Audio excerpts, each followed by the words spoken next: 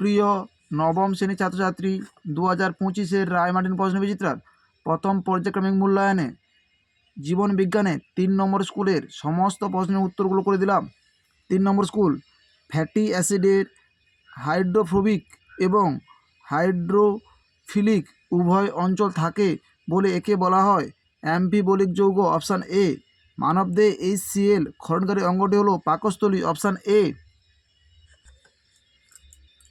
জেরোপ্থ্যালমিয়া রোগ প্রতিরোধ করে যে ভিটামিন তা হলো ভিটামিন এ। Option A. উভচর উদ্ভিদ বলা হয় ব্রায়োফাইটদের। Option B. শ্রেণীবিন্যাসের সর্বনিম্ন একক হলো প্রজাতি। Option D. বৈসাদৃশ্য অঙ্গাণুটি চিহ্নিত করো। রাইবোজোম। Option C. প্রদত্ত কোনটি উদ্দীপনা পরিবহনের সঙ্গে সম্পর্কিত? স্নায়ুকলা। Option D.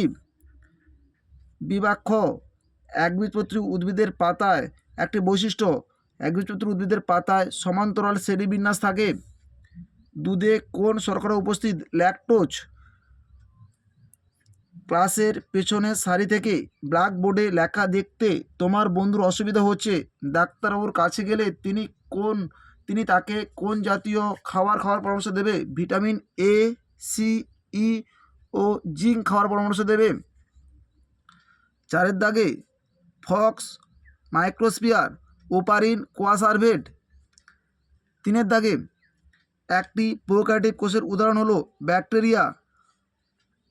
প্লিহার প্রতিরক্ষামূলক কোষের নাম হলো লিম্ফোসাইট।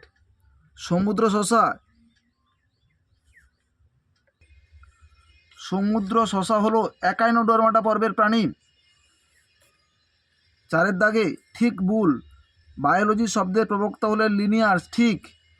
কেলেনকাইমার কোষ প্রাচীরে অসমভাবে স্থূল। ঠিক। স্তম্ভ, বিস্তম্ভ, ফাইলয়েড, পাতার ন্যায় অংশ, রক্ত, তরল যোগকলা, একনাথা, চেওয়ালে অনুপস্থিত, শুক্রাশয়, টেস্টোস্টেরন। বিভাগ গ। 6 দাগে মানুষের গণ ও প্রজাতির নাম উল্লেখ করো। মানুষের গণ হলো হোমো, প্রজাতি হলো সাপিয়েন্স। কৃষিক্ষেত্রে জীববিদ্যার 2টি প্রয়োগ লেখো। 33 নম্বর পৃষ্ঠা 8 দাগের প্রশ্নের উত্তরটি তোমরা দেখো। কৃষিক্ষেত্রে জীববিদ্যার গুরুত্ব, কৃষিক্ষেত্রে উৎপাদন, কৃষিক্ষেত্রে জীববিদ্যার গুরুত্ব বা প্রয়োগ, পয়েন্ট দিয়ে তোমরা বিষয়গুলো উল্লেখ করবে।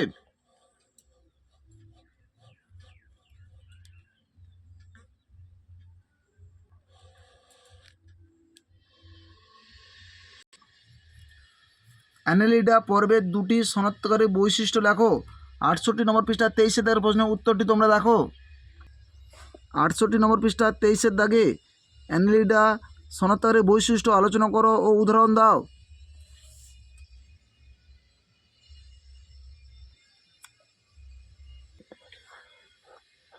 প্যারেনকাইমা কলা ও কোলেনকাইমা কলার মধ্যে একটি গঠনগত ও একটি কার্যগত পার্থক্য লেখো। 187 নম্বর পৃষ্ঠায় 7 দাগের প্রশ্নের উত্তরটি তোমরা দেখো। 187 নম্বর পৃষ্ঠায় 7 দাগে পার্থক্যটি তোমাদের উল্লেখ করতে হবে। জীবদেহে প্রোটিনের গুরুত্ব লেখো। 107 নম্বর পৃষ্ঠায় 15 দাগের প্রশ্নের উত্তরটি তোমরা দেখো। জীবদেহে প্রোটিনের গুরুত্ব 107 নম্বর পৃষ্ঠার 15 দাগের প্রশ্নের উত্তরটি তোমাদের লিখতে হবে।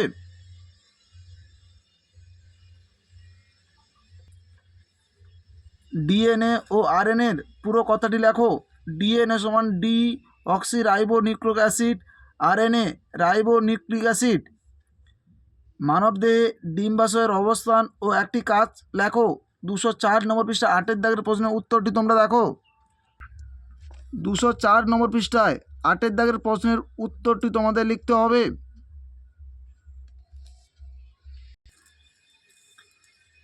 মাইক্রোটিউবিউলের গঠন সম্পর্কে লেখো। 147 নম্বর পৃষ্ঠা 25 দাগের প্রশ্নের উত্তরটি তোমরা দেখো। মাইক্রোটিউবুলের গঠন সম্পর্কে ধারণা দাও। 147 নম্বর পৃষ্ঠা 25 দাগের প্রশ্নের উত্তরটি তোমাদের লিখতে হবে। মাইক্রোটিউবিল এর গঠন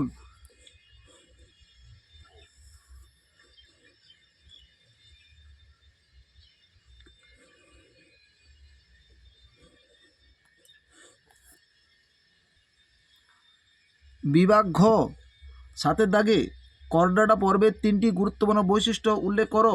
71 নম্বর পৃষ্ঠা 32 দাগের প্রশ্নের উত্তরটি তোমরা দেখো। 71 নম্বর পৃষ্ঠার 32 দাগের প্রশ্নের উত্তরটি তোমাদের লিখতে হবে।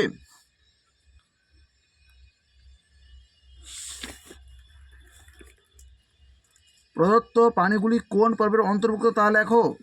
তারা মাছ একাইনোডার্মাটা পর্বের প্রাণী, চিংড়ি আর্থ্রোপোডা পর্বের প্রাণী, অক্টোপাস মোলাস্কা পর্বের প্রাণী, সাইকন পরিফেরা পর্বের প্রাণী। প্রদত্ত বিষয়গুলির উপর নির্ভর করে শৈবাল ও ছত্রাকের পার্থক্য। 79 নম্বর পৃষ্ঠা 2-এর দাগের প্রশ্নের উত্তরটি তোমাদের লিখতে হবে। 79 নম্বর পৃষ্ঠা 2-এর দাগে শৈবাল ও ছত্রাকের মধ্যে পার্থক্য। বইয়ে উল্লেখ রয়েছে ক্লোরোফিল, পুষ্টি, কোষপ্রাচীরের মধ্যে পার্থক্য উল্লেখ করতে বলেছে। বাকি 3টি পার্থক্য তোমরা অবশ্যই উল্লেখ করবে। প্রদত্ত অঙ্গগুলির কোন পর্বের প্রাণীতে দেখা যায় তা লেখো। ক্লোরোপ্লাস্ট কোষ টিনোফেরা পর্বের প্রাণীতে দেখা যায়। কোয়ানোসাইট কোষ পরিফেরা পর্বের প্রাণীদের দেখা যায়। চিত্রসহ ভাজক কলার শ্রেণীবিভাগ করো। 175 নম্বর পৃষ্ঠা 4-এর দাগের প্রশ্নের উত্তরটি তোমরা দেখো। ভাজক কলার শ্রেণীবিভাগ, এই চিত্রটি তোমরা উল্লেখ করবে।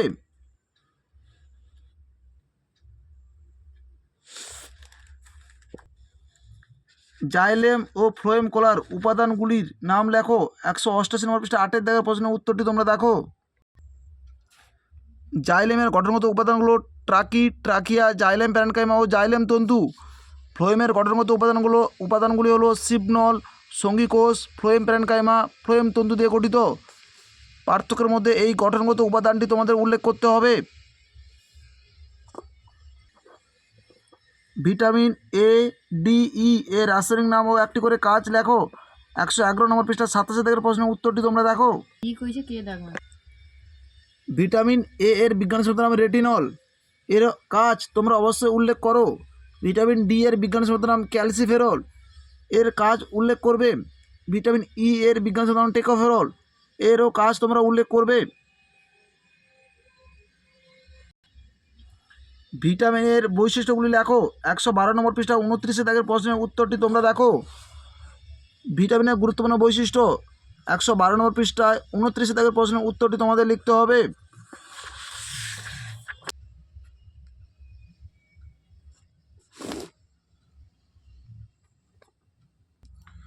আমাদের ভিডিওটি যদি তোমাদের ভালো লেগে থাকে তাহলে তোমরা লাইক করো, শেয়ার করো, কমেন্ট করো। চ্যানেলে নতুন হয়ে থাকলে চ্যানেলকে সাবস্ক্রাইব করে পাশে থাকা বেল আইকনটি প্রেস করে রাখো। আমাদের ভিডিওগুলো আপলোড হওয়ার সাথে সাথে সবার আগে তোমাদের কাছে পৌঁছে যাবে।